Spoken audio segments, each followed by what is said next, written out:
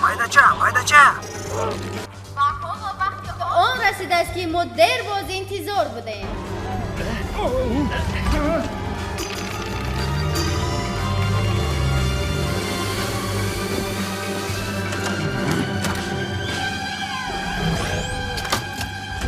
میبخشین توالت همه جای؟ آی توالت دستی راست بعدی دستی چپ. وای شدت انا میخه نکی بزار کده. من با افتخار به جناب میرالی هیکل دلفینی دیله را تحفه میکنم. چی؟ کجوشی؟ زور ببخش زور. چه؟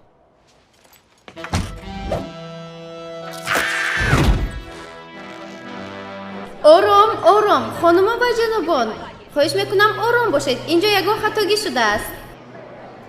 تکرار میکنم التماس خاموشی رو رعایت کنید.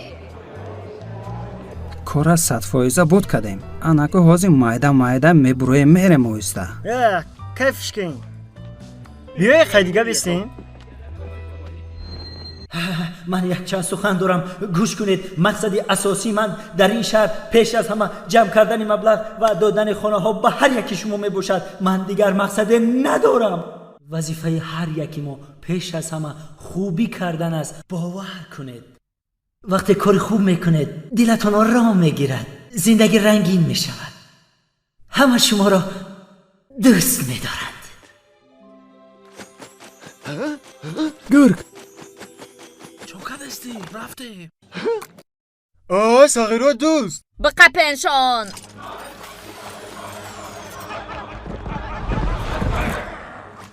او دلفینی تلای رده زدن. بیامان تهمت نکنه. ای خالتید کنی دستاسنی پشت دزدای حرام. آرزو نکه بوی خورده میجا. راستا مردک بشه.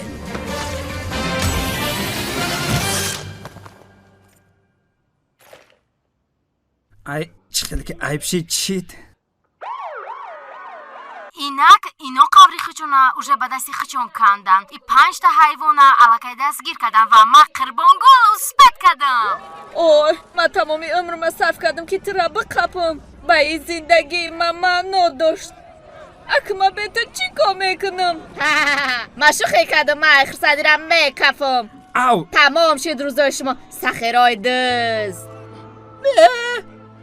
نه نمیفورم نکنه. مسماره کن ادرونی بانکه هم میگذم. گرگ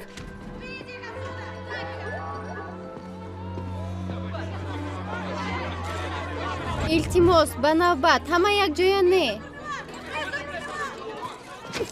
او بخشش زیاد. میبخشه که در بین گپتان گل در اومده سم نه که میخواستم که خانم گوبرناتور را تبریک کنم. ما راستی گپتان گنده روز برومد. ما به اهمیتی کدیم کارمون برار نگیریم. به اهمیت؟ ها همیخه. به تربیت؟ ها نهده برای ترسانچک ها؟ ها این مویم. چی گفت استایی؟ افسوس مردم نمیخواه که ما حیوانای خوب شویم، زندگی نو سر کنیم و ترمه نرویم. اقلا دم بین مردم یک نفر پیدا میشد که ما را برای خوب میبرد. ما خوبی را بگرده میگرفتیم، نه که کی کار را بگرده میگیره. نمیدونم به فکرم هیچ که زندگی نو که نمیبینیم و راست ترمه میبرنمونه ده همونجا میپوسیم. هم خیلی هم میکنیم. بس بدرا. ایستید. چی پروفسور؟ ها گرگ حیوانی خطرناک است، لیکن برای دقت جلب کنی میگویم همه صدای برات. اگر خطرناک هم باشد گرگ، ولی او در این کار عادت کرده است. آخر چی میشود که قدشان یک تجربه گذرانیم؟ چخیلی که خودت میدونی به نزدیکی روزی خوبی من است. باید این رو ما جشن بگیریم. اگر من دکزت کردم که اینها خوب میشوند، آنها رو آزاد میکنید تا زندگی نو رو آغاز کنند.